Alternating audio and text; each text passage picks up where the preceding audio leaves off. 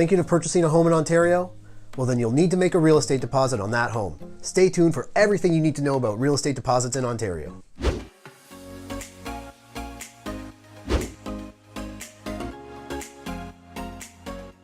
Hey, what's up everyone? Matt Rooney here, and on this channel we talk everything real estate, from buying, selling, investing, to becoming an agent, becoming a broker, even building your own team. You name it, we talk it. Consider subscribing, and at any point during this video, check out the link or description below for more information.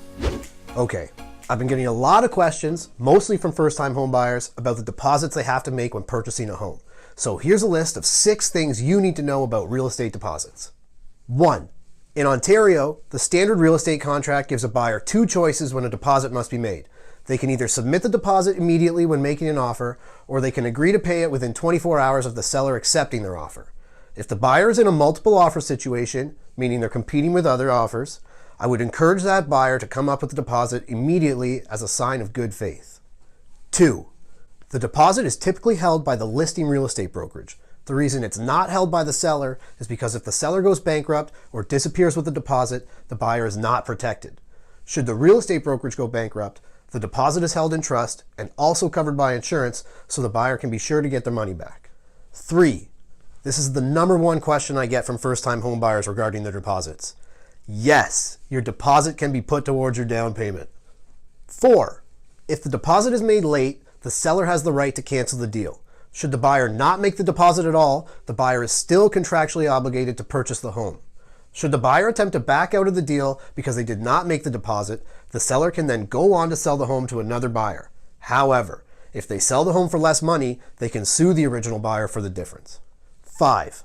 A lot of people wonder how much a deposit should be, and this is often determined by the location of the home. In Toronto, for example, deposits can be up to 5% of the sale price.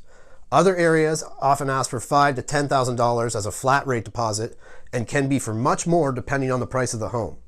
If you head into smaller rural areas, sometimes deposits are as low as a few $100s. 6. A deposit cannot be released unless both the buyer and the seller agree. Often, if a condition is not met, both parties sign the release and the deposit is returned to the buyer. However, if a seller believes the buyer did not act in good faith in trying to satisfy their condition, whether it was a home inspection, financing, or a condo status certificate review, they can refuse to release the deposit. This means it stays in the broker's trust account until a judge decides who gets it, which can take months and sometimes even years. There are a few things a buyer can do to strengthen their case in the event a seller does not want to release the deposit.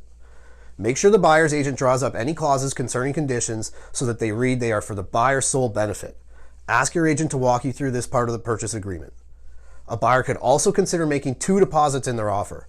A small one of, say, 1% when the offer is accepted, and a second larger deposit once the conditions have been satisfied. And then finally, buyers should always act in good faith to avoid any of these circumstances.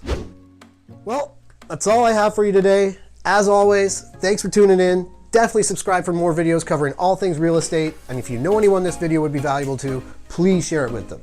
Hit me up below or shoot me an email with any questions or comments, and until next time, this is Matt Rooney talking everything real estate.